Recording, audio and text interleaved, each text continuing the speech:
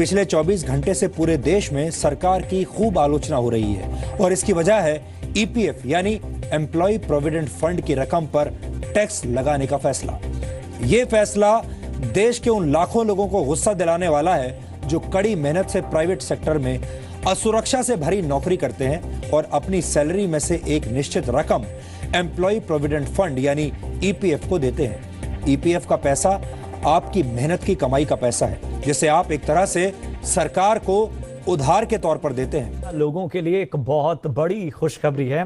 Supreme court ने pension को लेकर एक फैसला दिया है जिसके बाद प्राइवेट कंपनियों में काम करने वालों की रिटायरमेंट की सारी टेंशन खत्म हो जाएगी और उनकी पेंशन कई गुना बढ़ जाएगी। देखिए ये खास रिपोर्ट। देखिए, हम ईपीएस 95 के राष्ट्रीय आंदोलन छेड़ रहे हैं उनके पेंशनर्स के लिए। जो पेंशनर 60 साल की उम्र से ज़्यादा है उनको 200 से 2000 पेंशन मिलती है। हमारी मांगे है कि 31/5 का सर्कुलर जो कि सुप्रीम कोर्ट के निर्णय के खिलाफ है, उसका कंटेम्प्ट है, वो ईपीएफओ वापस ले लें और हायर पेंशन का मार्ग ज्येष्ठ नागरिकों को खुला हो। दूसरी हमारी डिमांड है कि मिनिमम 7500 पेंशन है, उस पर महंगाई भत्ता जो लोग हायर पेंशन में नहीं आते उनको मिले। अगर वो सरकार में देने में दिक्कत है तो कम से कम एज एन इंटरिम रिलीफ 5000 और उस पर महंगाई भत्ता करके दें। तीसरी हमारी डिमांड है कि जो लोग ईपीएस के मेंबर्स नहीं बने लेकिन रिटायर्ड हुए ईपीएस की संस्थाओं से, उन्हें एक्स पोस्ट फैक्टो मेंबरशिप बना के इस सोशल सिक्योरिटी के नेट में लाया जाए। और चौथी डिमांड है सभी ईपीएस के पेंशनर्स को और उनके स्पाउस को मेडिकल फैसिलिटीज दी जाए। आप सभी को पता होगा कि ईपीएस पेंशन की सीमा को खत्म करने के लिए काफी समय से बताया जा रहा है कि अब सुप्रीम कोर्ट इस मामले की सुनवाई कर रहा है।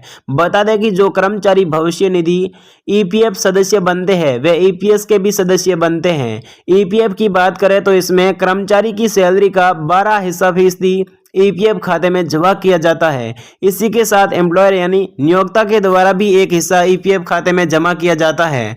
आपको बता दें कि कर्मचारी पेंशन योजना एम्प्लॉय पेंशन स्कीम में कर्मचारी की बेसिक सैलरी का 8.33% हिस्सा जमा किया जाता है, पर इसके तहत पेंशन पाने के लिए सैलरी 15,000 रुपये होनी चाहिए। इस हिसाब से पेंशन फंड में हर महीने 1250 रुपये जमा किए जाते हैं। ईपीएस पेंशन के नियम अनुसार अगर किसी कर्मचारी की सैलरी 15,000 या उससे ज़्यादा है तो पेंशन फंड में 1250 रुपये जमा किए जाएंगे। वहीं अगर सैलरी 10,000 रुपये है तो फिर भी इसमें योगदान 833 रुपये का होगा। वहीं कर्मचारी के रिटायर होने के बाद कर्मचारी पेंशन योजना एम्प्लॉय पेंशन स्कीम की कैलकुलेशन भी अधिकतम सैलरी 15,000 रुपये ही मानी जाएगी। ऐसे में रिटायरमेंट के बाद कर्मचारी ईपीएस पेंशन के नियम के मुताबिक सिर्फ 7,500 रुपये ही ले पाएंगे। अगर कर्मचारी पेंशन योजना एम्प्लॉय पेंशन स्कीम के तहत 15,000 रुपये की लिमिट खत्म कर दी जाए तो पेंशन के तौर पर 7,500 रुपये से ज्यादा मिलेंगे। ईपीएफओ के रिटायर एनफोर्समेंट ऑफिस के भानु प्रताप के अनुसार बताया जा रहा है कि अगर ईपीएस पेंशन से 15,000 रुपये की सीमा हट जाएगी तो 7,500 रुपये से ज्यादा पेंशन मिलेगी। हालांकि इसके बाद ईपीएस में नियोक्ता का योगदान भी बढ़ाना होगा।